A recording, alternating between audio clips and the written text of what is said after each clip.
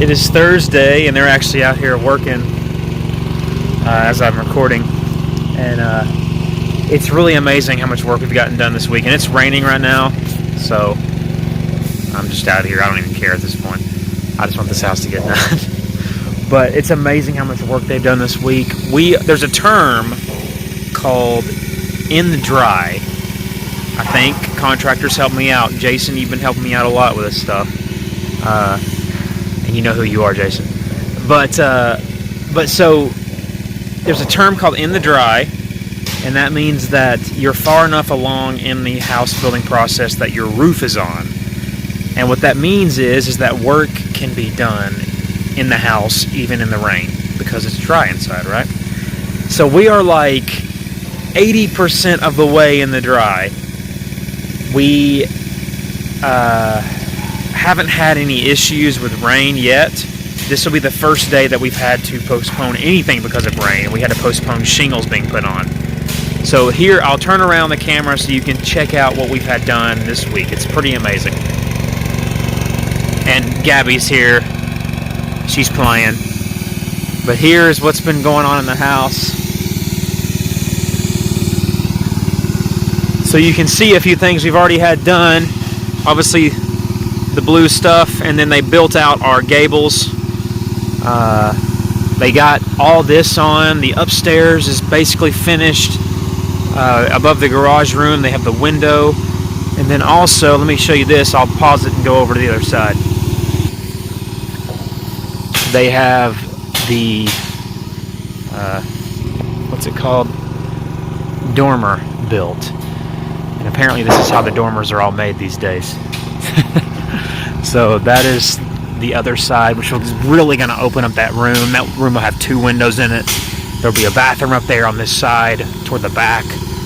And that room should be really, really, really nice up there for our guests. And it'll be my playroom. Not the girls, but my playroom. So yeah, that's the house of the progress that's been done so far.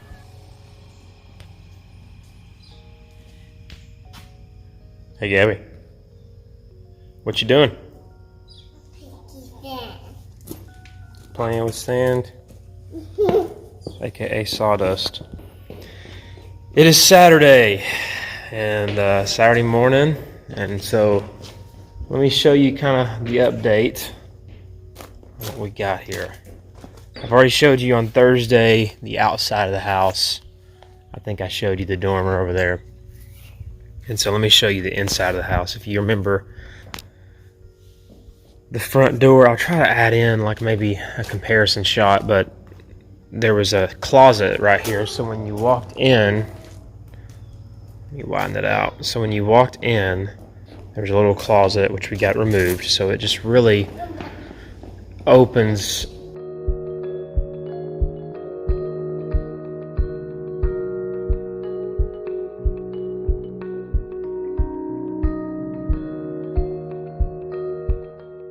this whole place up a lot.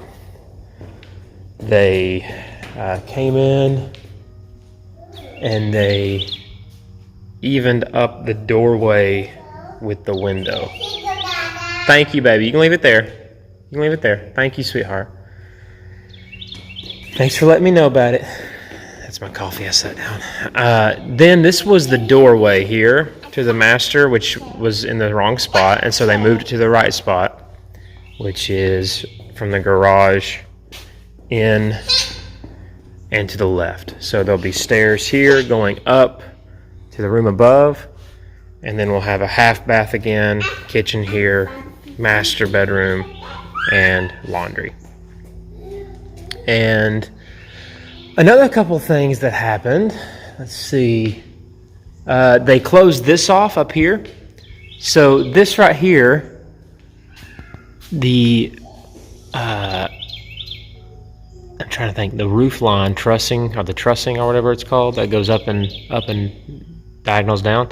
There's another one right there, if you can see. That one is behind the wall in the living room. So they went ahead and they finished that up and closed it off to make it flush all the way to the top, and they added in this little truss line to make it where it would be against that or whatever. And they did the same thing. They added one over here and did the same thing right here. You can see they closed it in. So a couple of things. If you're looking into building a home, you need to be very, very flexible. All right. And what I mean by that is just be understanding, because my contractor keeps telling me that they can draw anything on a piece of paper. Like they can draw things on paper and make it work, you know. But there are things that you don't really know until you get into the build and like actually get there and get into it. Let me give you an example real quick. So here's an example of what I'm talking about. So on the floor plan, it calls for stairs to come in. So when you come into the garage, it calls for the stairs to go up right here. Okay. And then there's supposed to be, let me turn around here. And so stairs here, right? Go up, landing here, and then you turn and go up into the room. So the landing is supposed to land right here on this wall. Okay. And then go up into the room above the garage. But the issue is, and this is something that one of the contractors pointed out to me, which I thought was, I never would have thought about this. You have to make sure that you can get up high enough so when you hit that landing and you turn, that the track to the garage door, you know how there's the garage door when it opens up and it rolls back, right? The track is not hit by the stairs cutting into the garage, or vice versa. The stairs, you know, you have enough room for the track to get in, or for the garage to roll back, because you know how the garages are on those little track lines. So what that means is, instead of the landing ending here like it's supposed to on the plan, it may have to cut into our laundry room a little bit and then cut over to make sure we have enough clearance for that track for our garage to roll back. It's things like that you don't really consider. It's like we had this office wall this week. You can see where the old wall was right here, right?